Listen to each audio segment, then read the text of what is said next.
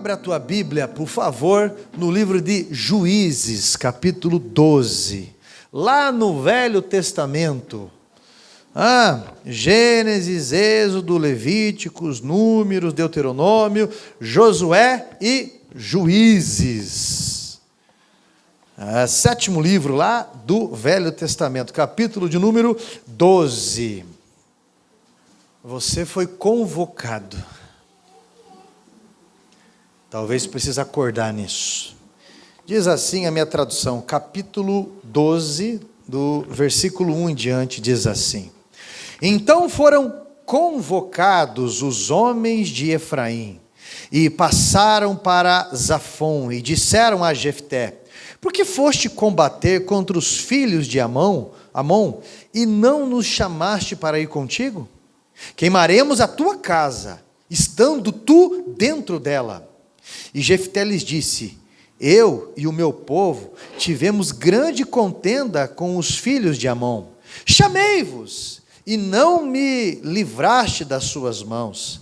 Vendo eu que não me livráveis, arrisquei a minha vida, e passei contra os filhos de Amon, e o Senhor os entregou nas minhas mãos. Por que, pois, subiste hoje contra mim para me combaterdes? Amém? Assente-se, por favor. Marque bem aonde nós lemos, deixe marcado para que você lê na tua casa, pelo menos o capítulo inteiro. Essa semana, você vê como isso é muito injusto o que está acontecendo, é revoltante o que está acontecendo, por causa de situações que estão distorcendo. A cantora, esqueci o nome da cantora agora. Quem? Olha só, viu como está. A cantora Bruna Carla. Ela se posicionou de uma forma educada. Olha, eu tenho um amigo, né, e ele tem uma opção assim. E se vocês fossem chamados para cantar no casamento dele, você iria? Ela falou, não. Não significa que ela não ama ele, não significa nada, significa que ela tem uma posição. E por ela ter uma posição, uma ideologia, por ela ter uma fé confessável e bem posicionada, disseram em toda a mídia, famosos, pessoas falando que ela tem um discurso de ódio. Isso não é discurso de ódio, é de amor. Porque quando você fala a tua verdade ajudando, ela não houve uma agressão, ninguém falou, vamos malhar eles, vamos fazer... Não. E o que está acontecendo é um fanatismo, é uma seita política que está tentando dominar a mente de uma geração. Agora, é a mesma coisa de eu chegar para uma pessoa que não é da fé cristã, ou que tem qualquer opção sexual, chegar para ela e botar uma pressão, falar, você é obrigado a ir para uma igreja, porque se você não for numa igreja, você tem um discurso de ódio. Tem lógica isso. E sabe por que isso está acontecendo? Sabe por que isso está acontecendo?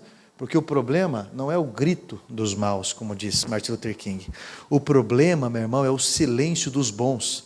As aberrações de coisas que estão falando estão se tornando, primeiro, relativas, depois estão soando como verdades inquestionáveis. E está tendo uma ditadura já em muitas coisas. Presta bem atenção no que eu estou falando para você, porque eu e você estamos sendo convocados à fé, a confessar a nossa fé. O capítulo 12 do livro de... Qual livro que é mesmo? O livro de Juízes. O capítulo 12 do livro de Juízes, ele deveria conter um cântico de louvores a Deus, ou no mínimo uma festa. Isso porque no capítulo 11, Deus, por intermédio de Jefté, ele deu vitória em uma guerra ao seu povo. Então, seria comum na cultura daquele povo, na expressão judaica, que houvesse uma grande festa de celebração, que os sacerdotes ofertassem, que as mulheres apanhassem aí os seus pandeiros, os seus tamborins, e saíssem levando e dançando, comemorando a vitória na guerra. Todas as tribos se reunissem para louvar a Deus diante do livramento que eles estiveram. Mas o capítulo 12, ele não é um capítulo de festa, Não tem celebração, não tem tamborim, não tem pandeiro, não tem oferta, não tem festa nenhuma. Por quê? Capítulo 12, ele perde o seu colorido de celebração por causa de uma tribo de Israel chamada de Efraim, os efraimitas.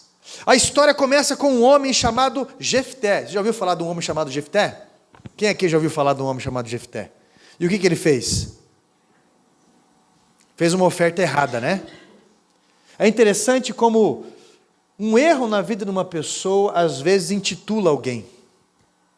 É impressionante. Imagine se a gente resumisse a vida de Davi como um adúltero. Ele nunca ia ser chamado como o homem segundo o coração de Deus.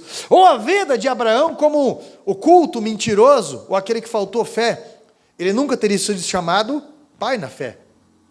Ou na vida de Elias, se ele tivesse resumido a vida, se tivesse resumido a vida dele, como aquele momento que ele fugiu da ameaça de uma mulher, né, de Jezabel, teríamos chamado ele do quê? Covarde, fugiu de uma mulher. Ele não seria o profeta da carruagem de fogo. Não seria. E Pedro? E Paulo?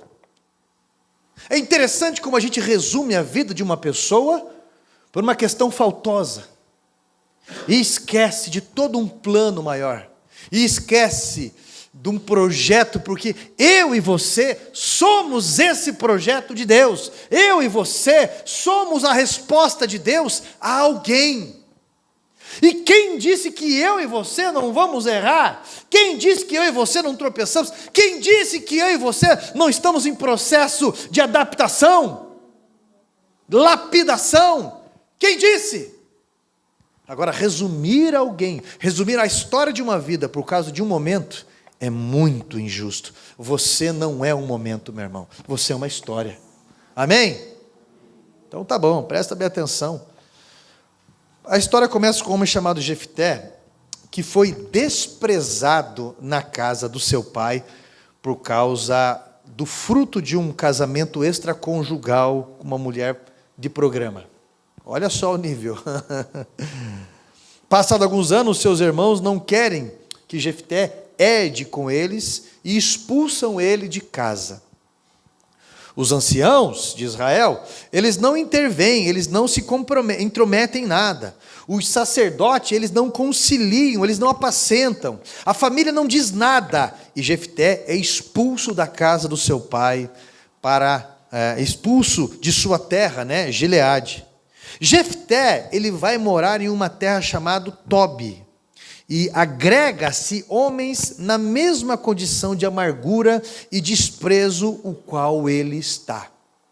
Presta bem atenção. Eu tenho certeza que você já teve amargura na tua vida. Eu tenho certeza que você já se amargurou com uma postura de alguém. Seja abandono, seja mentira, seja falta de pagamento, eu não sei, você já se amargurou. E quando você se amargurou, com certeza, alguma vez na vida, você já procurou alguém para compartilhar a injustiça que aconteceu com você. E sem perceber, você acabou intoxicando alguém também. Não é verdade? E olha, o primeiro ponto que eu quero destacar aqui, se você tem alguma dificuldade de se autoanalisar e de saber quem é você, você pode olhar para as pessoas que andam com você e você vai perceber que tipo de pessoa você é.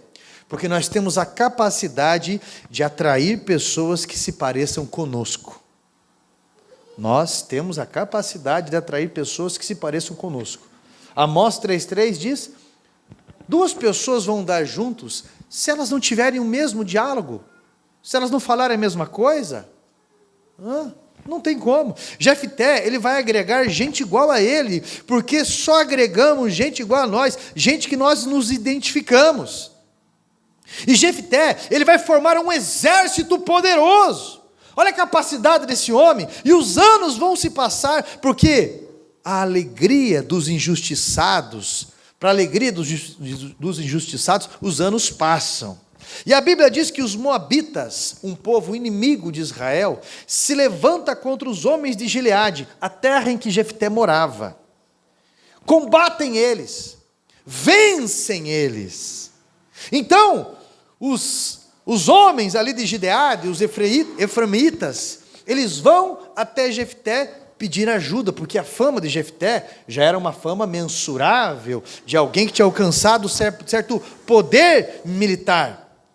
E Jefté fala para eles: olha, eu só farei isso, eu só os defenderei se eu for o cabeça de vocês. Olha que situação embolada.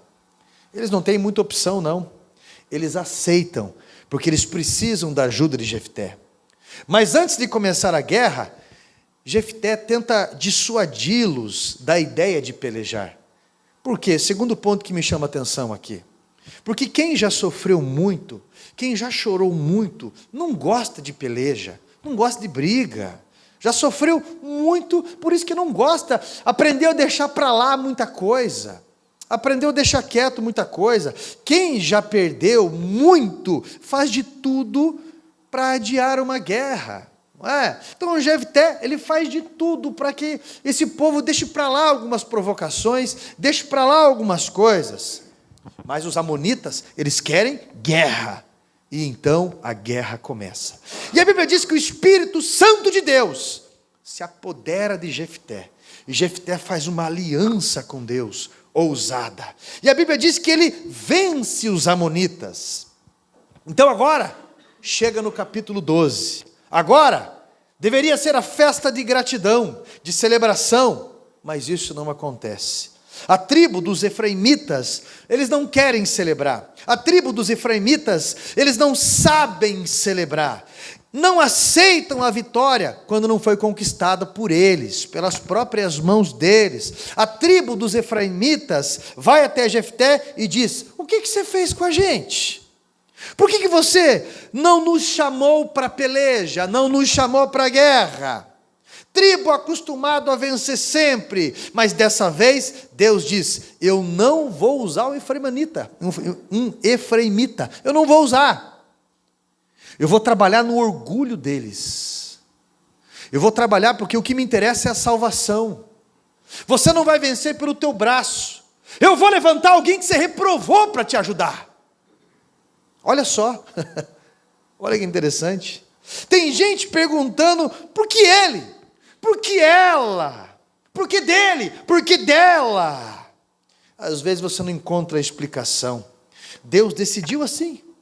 E Jefté, pelo menos você deveria ter nos convidado para a guerra, Jefté. Você deveria ter nos chamado, convidado a gente para a peleja. Mas você leu ali, até o versículo 3 comigo. Ele chamou sim, ele chamou. Eles fizeram um pouco caos. Terceiro ponto que me chama a atenção: para uma guerra, ninguém precisa de convite. Para uma guerra, você só precisa de disposição. Eu vou repetir: para uma guerra você não precisa de convite. Você está ouvindo a todo momento? Você precisa de disposição. E olha para cá, e parar de ser bobo. Em que sentido? Se fazer. Sabe a pessoa que se faz? Tem muito disso aí, né? Alguém vai fazer por mim, alguém vai tomar tal postura, alguém vai agir. Essa coisa de que eu não vou porque não me chamaram.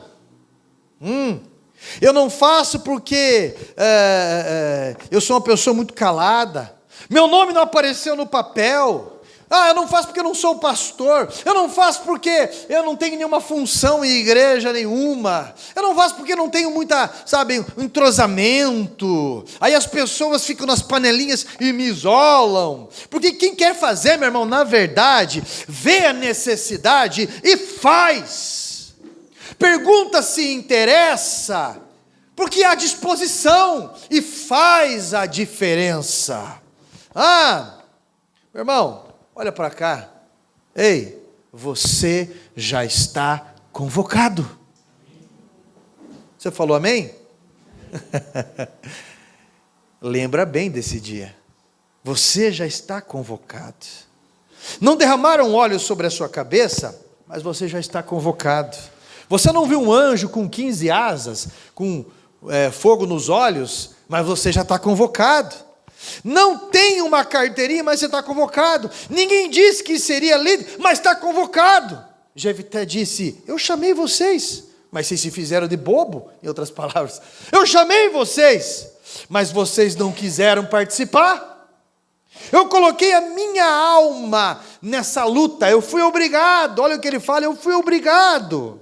Fui obrigado aí, porque senão eu seria o próximo. E eles olharam para Jefté e disseram: não vai ficar assim não. Nós vamos queimar a tua casa com você dentro. Quem não aceita a liderança de quem Deus decidiu levantar, manda sempre um recado. Cuidado comigo. Eu tenho conhecidos, eu posso fechar portas. Cuidado comigo.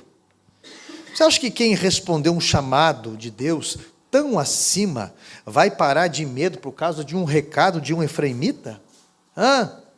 É bom parar de mandar esse tipo de recado, né? Que vai fechar, que vai falir, que vai brecar, que não vai dar certo, porque maior é aquele que está em nós do que aquele que está no mundo. Maior é aquele que nos chamou do que aquele que quer nos parar. Então entenda a dimensão da ameaça.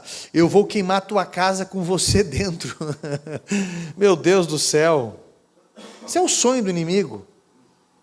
Tentar nos frear com a intimidação dele. Tudo que ele faz é berrar. Tudo que ele faz. Eu lembro uma vez, nós fomos muito tempo e somos acostumados, às vezes, a orar num monte, a enfrentar situações que se lida com o sobrenatural. E uma vez no monte, eu lembro, no meio do monte, se era palhaçada ou não era. Eu acredito que não era. Porque quando, às vezes, você vê algumas coisas. E no meio da oração do monte, todo mundo orando, um clima pesado. E geralmente quem é líder tem uma ligação mais rotineira com algumas coisas, você vê algo. Geralmente eu começo: Senhor, levanta labaredas de fogo aqui, eu repreendo, e é isso e aquilo, e estende a mão e coisa e tal. Você só faz isso, você não fica falando para todo mundo: tem um ali, daquele jeito, traz aquela árvore, com a camisa da Fanáticos, olha lá. Não, você não fica fazendo esse tipo de coisa. Mas aquele dia foi interessante, porque o pessoal orando, alguns são mais: Senhor, abençoa, Senhor, no canto, de repente no meio do mato, aquela gargalhada. Bem, só tem um pulmão, né? Eu não consigo estender muito. Aquela gargalhadona. Tem um pastor que falou comigo depois. Ele falou que ele estava de joelho, ele falou que agarrou naquelas folhas, naquela terra, e ele falou para mim depois: que vontade de entrar debaixo dessa terra aqui, me esconder debaixo dessas folhas, e coisa e tal. Mas vai resolver? Satanás, ele quer intimidar, como o leão que ruge, buscando a quem possa tragar. O que você está escutando? Há pouco tempo atrás, tia Jane não está aqui, a esposa do pastor Sadi. Ela veio falar para nós, isso acho que foi final de 2019, que ela teve o sonho, e veio contar 2020. As situações, e viu uma quantidade de demônios, parecia uma floresta. E o que está acontecendo nessa demanda? Uma potestade se levantando, tentando institucionalizar mais uma vez como lei, pecado. Tentando encurralar o povo de Deus mais uma vez. Se eu for eleito, o pastor só vai cuidar da igreja, não vai dar opinião, não vai se envolver em política. Se você está entendendo o que eu estou falando? Como isso é sério? E nós não podemos nos intimidar. E se eu der uma opinião, alguém já me intitula, me comparando com Adolf Hitler, me chamando de nazista. Porque eu dou uma opinião, mas falam o que querem. Falam o que querem. Fazem o que querem. Pegam um crucifixo e enfiam no corpo. Fazem absurdos. Entram dentro de igreja, de templos, e fazem absurdos. Interrompem contra a lei. E, mesmo com gravações, mesmo com áudio, mesmo com vídeo, mesmo com tudo isso, dizem: não, eu não entrei lá.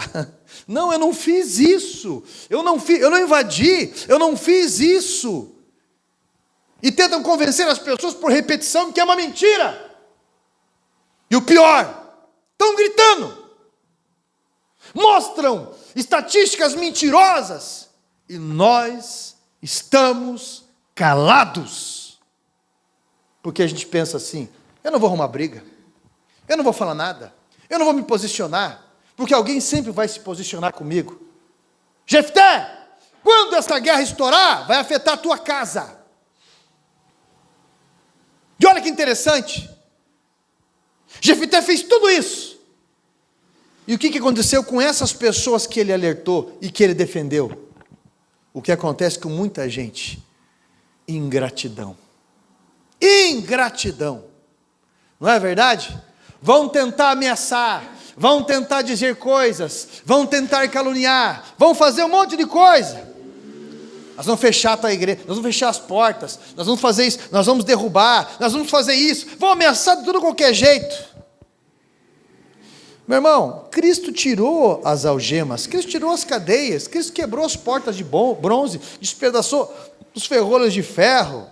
Você acha que eu vou ficar, o povo de Deus vai ficar em casa abatido, triste, desanimado, quando Deus fala lá em Efésios 5,14, desperta tu que dormes, levanta-te dentre os mortos e Cristo te iluminará? Não fique em casa, reaja, não se isole, não paralise, mas vai para o lugar da bênção, vai se posicionar, meu irmão, como um cristão, como um atalaia de Deus que fica numa torre. E quando os inimigos se aproximavam, o atalaia, ele tinha que soar o tipo de trombeta, porque tinha uma convocação para cada coisa. Olha, vá pegar num arco, vá pegar numa espada, vá pegar numa flecha. Porque os inimigos estão vindo.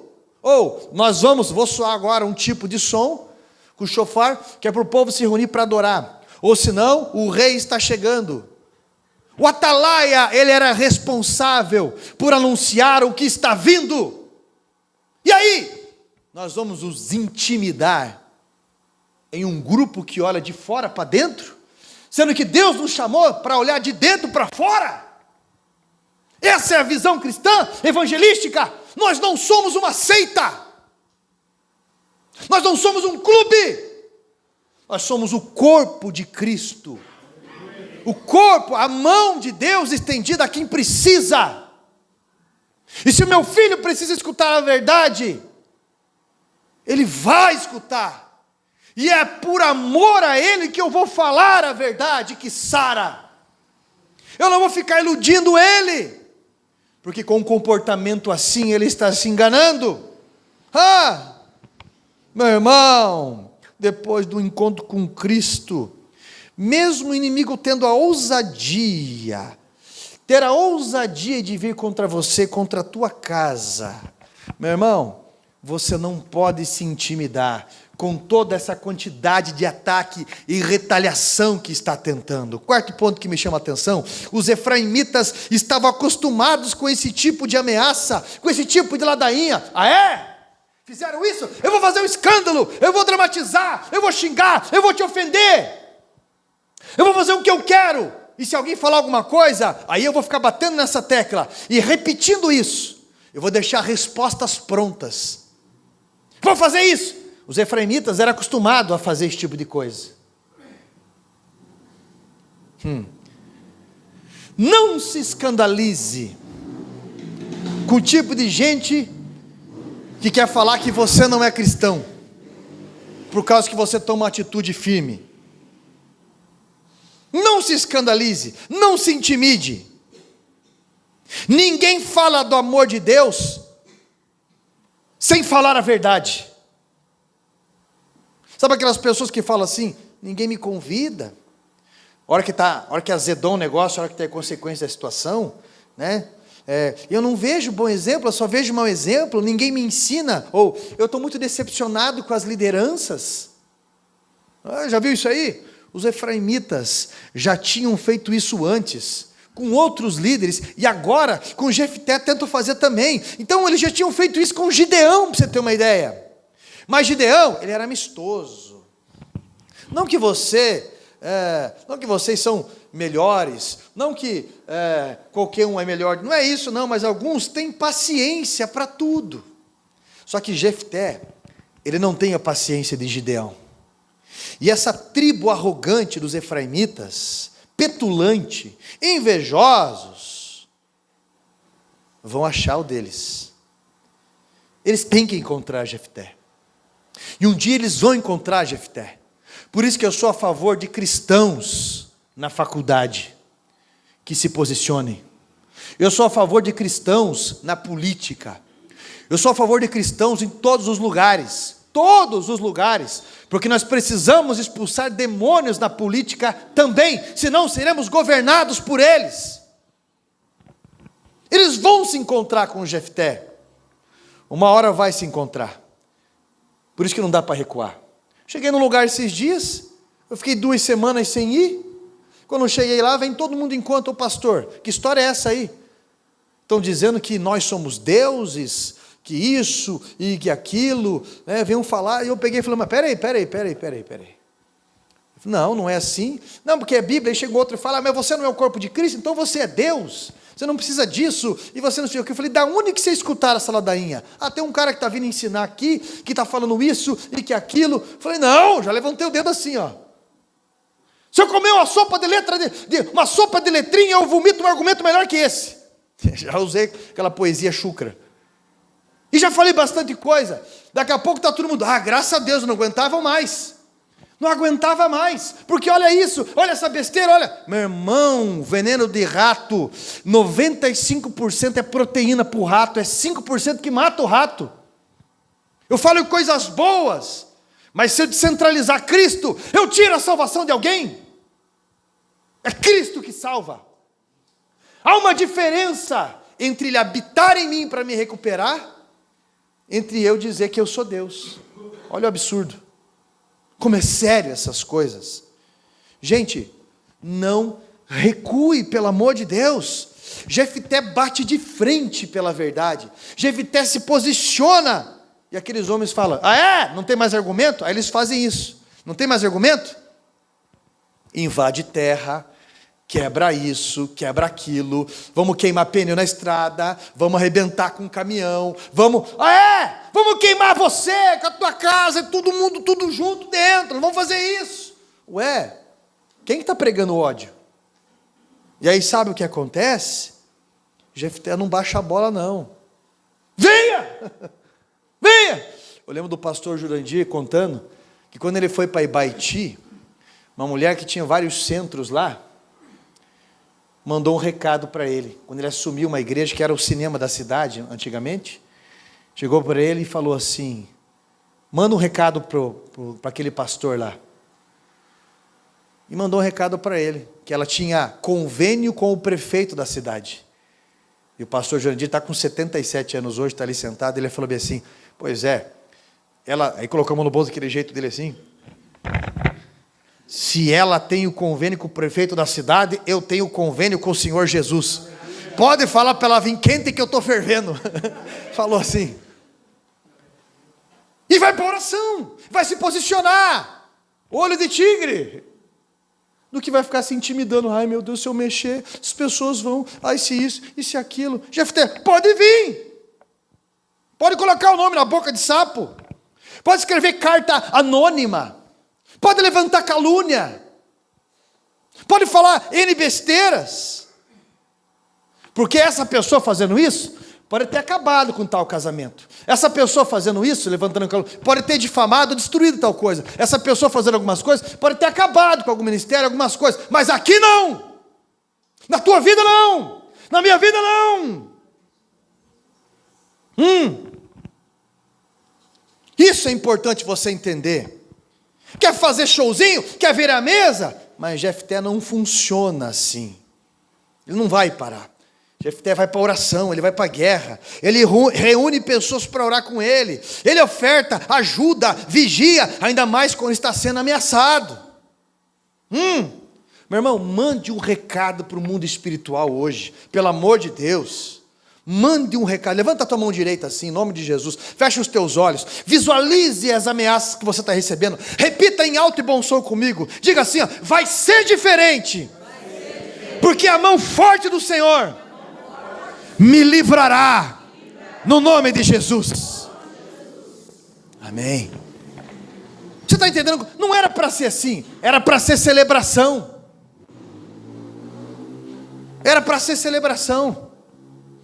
Eles se levantaram contra Jefté, no momento em que ele ia celebrar, e nunca o deixaram celebrar, mas provocaram uma guerra interna. Jefté se reúne com os homens de Gileade, olha só, E a guerra começa. Eu não sei quantos dias que dura aquela guerra, mas uma hora os efraimitas fogem e se escondem do norte do Jordão. Você vê? Fazem todo esse agito, todo esse fervo, e são obrigados a se afugentar. Olha para cá. Qual que é o teu nível de comprometimento numa guerra? Ah, pastor, eu não vou na guerra porque eu não estou na escala. Qual que é o teu nível de comprometimento numa guerra? Estou muito cansado, sabe? Qual que é o teu nível de comprometimento? As coisas estão apertadas para mim. Qual que é o teu nível de comprometimento numa guerra? Meu irmão, Jefté, então, tem uma ideia. Esse povo que ele... vocês querem peitar? Como aquela mulher... Olha, eu achei interessante. Uma mulher começou a falar isso alguns anos atrás, alguns vão lembrar. Uma moça bonita, jovem. Aliás, lembrou até minha irmã mais nova, a Juliana. Uma moça começou a falar... para quem não sabe, aí eu tenho 6 irmãs. Né? E os cafumangos, meus irmãos também. E aquela moça começou a falar que o Marcos Feliciano estava se encontrando com ela. E que depois deu um golpe nela ou algo desse tipo. E fez um fervo nacionalmente. E ele provou, a perícia da polícia também provou que as datas, os dias, como ele é uma pessoa prevenida, onde ele estava tinha câmera. Por quê? Era o hotel que ele estava fazendo tal conferência, câmera. Ou ele estava na câmara. E as versões que ela contava foram mentirosas. Isso é, o processo inverteu. Passado, olha, se eu não me engano, passou uns 7 meses. Eu vi essa mulher, na reportagem, abraçando o Lula e dizendo que estava com ele. E tudo mais. Esse rapaz que invadiu a igreja, agora, esse ano, que falou aquele monte de situação, diz que recebeu um e-mail racista, uma ameaça e algumas coisas. Foi provado por perícia que aquele e-mail foi forjado. Por quem? Por eles mesmos. E isso não é muito divulgado. E os efraimitas, o que acontece com eles agora?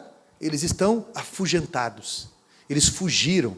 Então o Jefté falava assim, agora não vamos frear não. Não vamos frear não. Passa-se ali, os efraimitas chegaram a mentir que eles eram depois ali, que eles não eram efraimitas para eles não morrerem. Olha só. Olha o que Jefté fez. Eles falaram assim, olha, nós vamos fechar aqui os vãos da travessia do Rio Jordão, porque tem lugares que eles atravessam, né? Tinham pontes que eles atravessaram. Então nós vamos ficar nesses lugares posicionados. Eles não têm saída, eles estão cercados, eles vão ter que passar por esses lugares. Olha só. Alguns de nós aqui sabemos que atravessar o rio tem uma simbologia enorme para a igreja. Os efraimitas, eles chegavam a mentir que eles não eram efraimitas para não morrer. Olha só. E os gileaditas resolveram fazer um teste para evitar que a mentira dos efraimitas tivessem sucesso. Então os gileaditas inventaram uma senha chamada, está no texto ali, chamada Shibolete. Então o cara quando chegava ali, quando o efraimita chegava ali, né, vestido com cabelo diferente, com algumas, com características, para dizer assim, eu sou do povo de vocês. Ah, é? Então o soldado perguntava, diga Shibolete. E quando o efraimita ia falar, pesava a língua, travava, porque é uma variação no dialeto de um efraimita que o impede de usar essa consoante C e H juntas. E na hora de dizer Shibolete, eles não conseguiam, eles diziam Sibolete.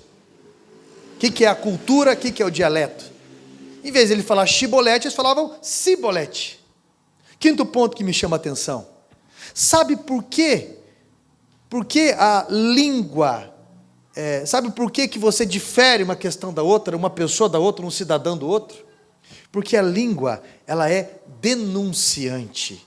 E a nossa língua diz quem somos. Não dá para esconder. Não dá. Não é a tua roupa, não é o teu carro, tua credencial, teu talão de cheque. Quem vai nos entregar é a nossa língua. Então o efraimita morre ali mesmo, e não consegue chegar do outro lado, porque tem a cabeça cortada ali no Rio Jordão. Estamos falando de uma guerra, e essa é a vitória do crente, atravessar o rio e chegar à outra margem salvo. Você é efraimita? Então diga Cibolete. Por que não dobrar o joelho diante do Jordão e confessar que foi um efraimanita até hoje? Por que não dizer que está arrependido e que não quer ser mais? E que a partir de hoje é gileadita também? Por que não fazer isso? Sexto ponto que me chama a atenção. Eu digo por quê? Porque não sabe que vai morrer. Não sabe que vai morrer. E se sabe, não tem a dimensão do que é nunca mais ter a oportunidade de ir para o outro lado. Porque pensa que enganando vai chegar em algum lugar. Em algum lugar. Ou acusando, fazendo tudo isso, ou se explicando. Não há capacidade em nós de sermos salvos. Não há. E os mortos, eles não ficam à beira do Jordão para que eles enxergassem aquilo. Os mortos não ficam à beira do Jordão para nós os vermos e tememos a morte por ser efraimita.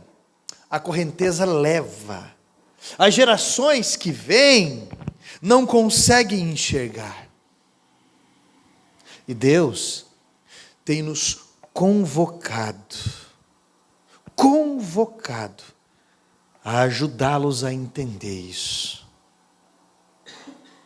Olha só.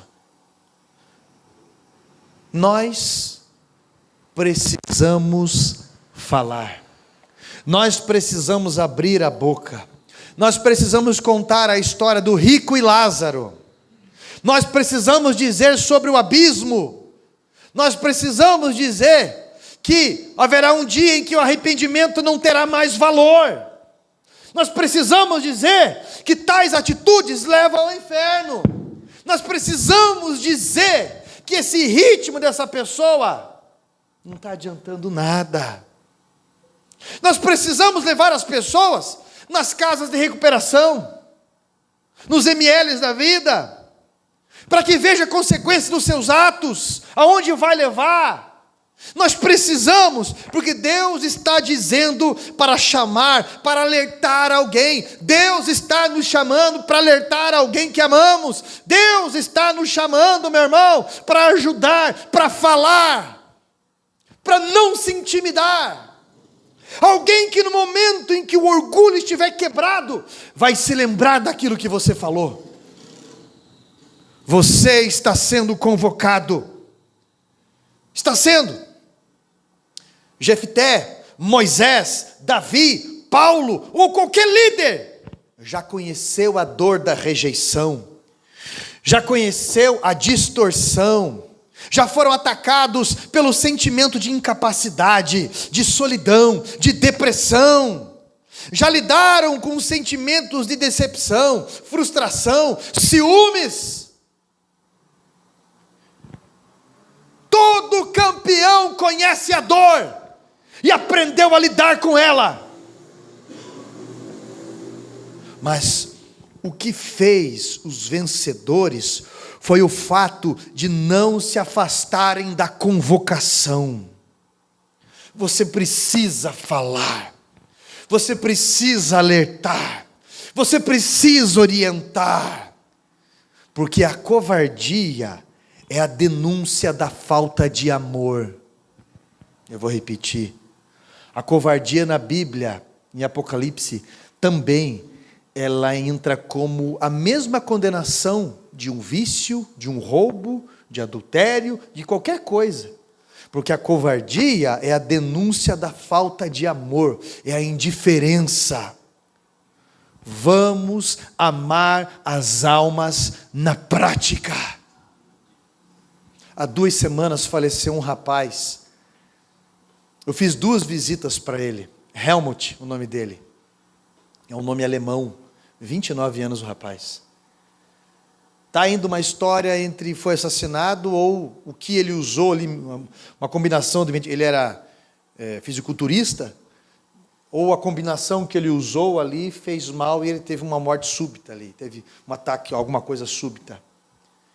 Mas eu lembrei que as duas oportunidades que eu tive com ele aceitou a Jesus comigo.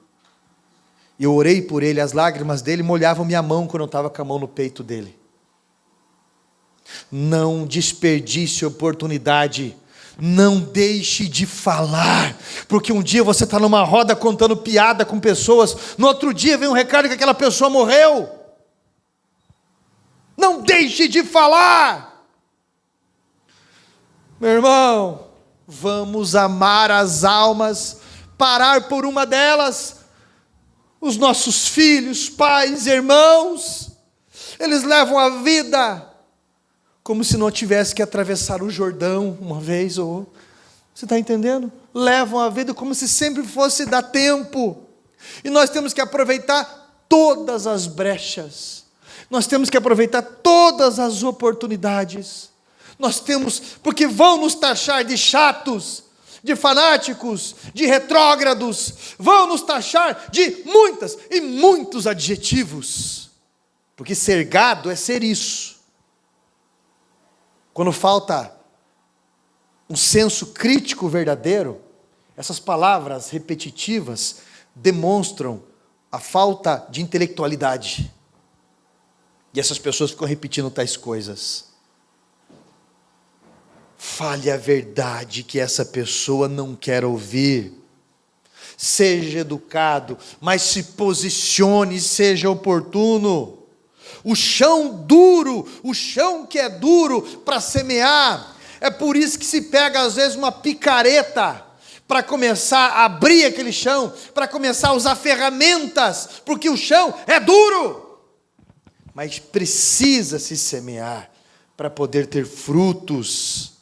Entenda isso. Hoje Deus quer que você pare pelas almas. Amigos que estão indo para o inferno, achando que não vão precisar prestar contas, ou que podem trocar com Deus algo, pelo amor de Deus. Pare por alguém em nome de Jesus. Essa semana, o que você pode fazer?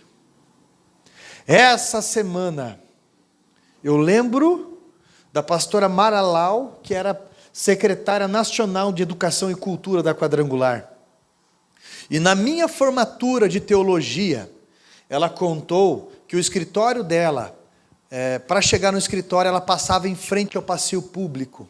E ali tinham várias mulheres de programa. E daqui uns dias eu não vou nem poder falar isso, se depender de alguns. E enquanto ela estava no carro dirigindo, ela sempre estendia a mão e orava por aquelas mulheres de dentro do carro. E um dia, Deus falou para ela: você está vendo filhas minhas que precisam ser encontradas ali? Sim, Senhor. E o que você tem feito por elas?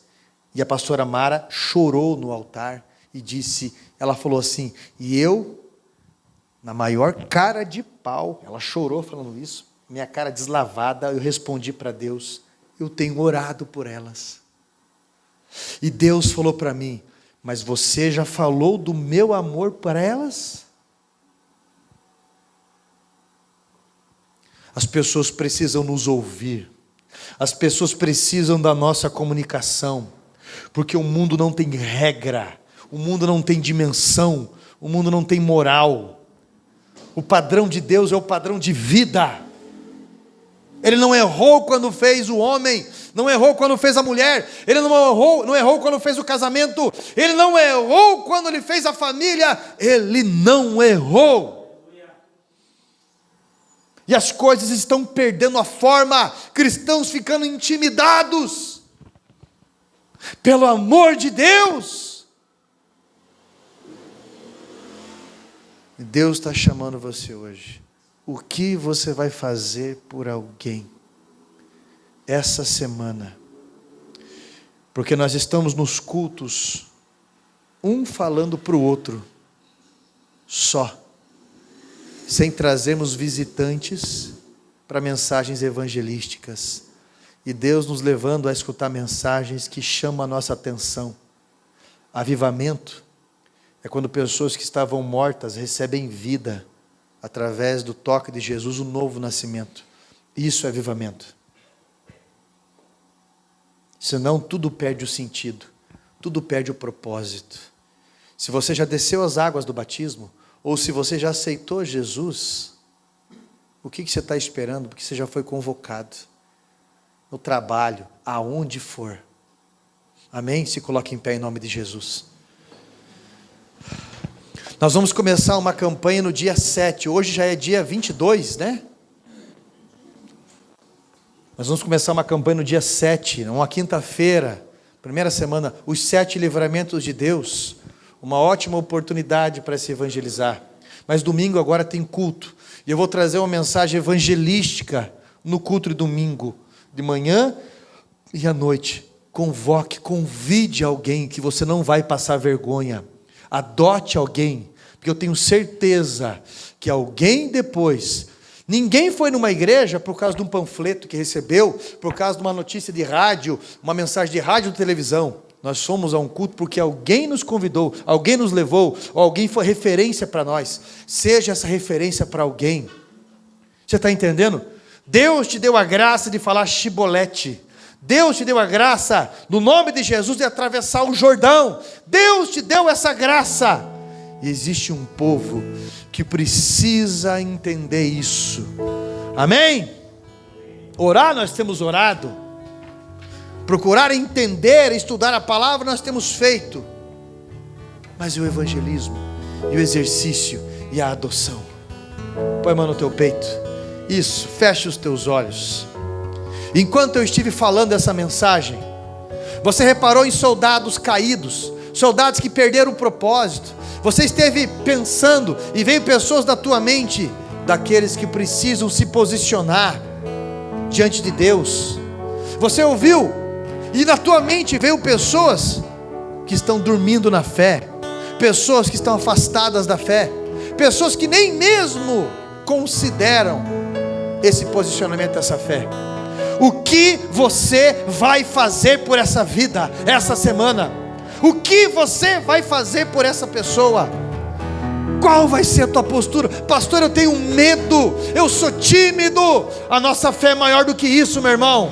Deus vai te dar sabedoria, mas tenha coragem, porque Ele te dá graça. Impõe as mãos dessa pessoa, ore por essa pessoa. Deus vai usar as tuas mãos para curar. Deus vai usar a tua boca para evangelizar. Deus, Ele mora em você. Por que você está tão intimidado assim? Eu vou orar, e você vai falar para Deus o nome dessa pessoa que você está se comprometendo, que talvez se afastou inclusive da fé e não consegue voltar, está devagar, ou às vezes nem se posicionou. E você não vai só orar, você vai se posicionar.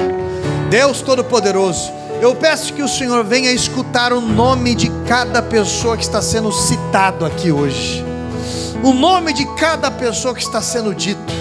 Pai, em nome de Jesus Cristo, nós estamos reservando esses nomes e colocando eles diante do teu trono, ó Pai. Talvez esse nome estava na boca de um sapo.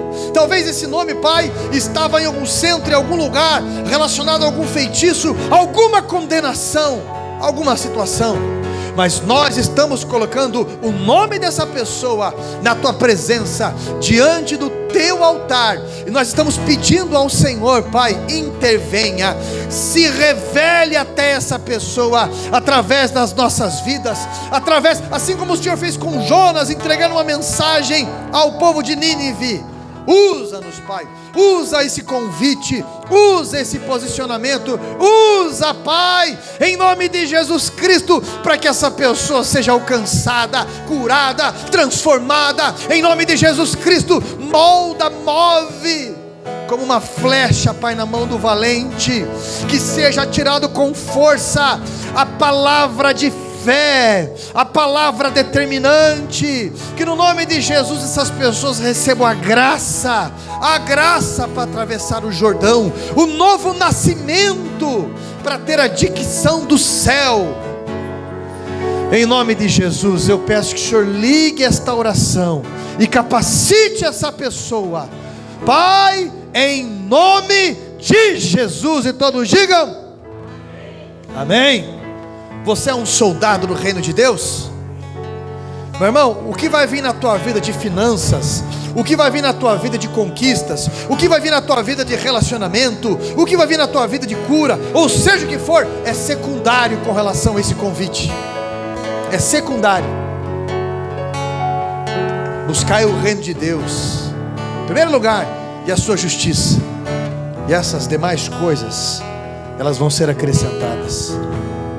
Deus vai te honrar. Amém?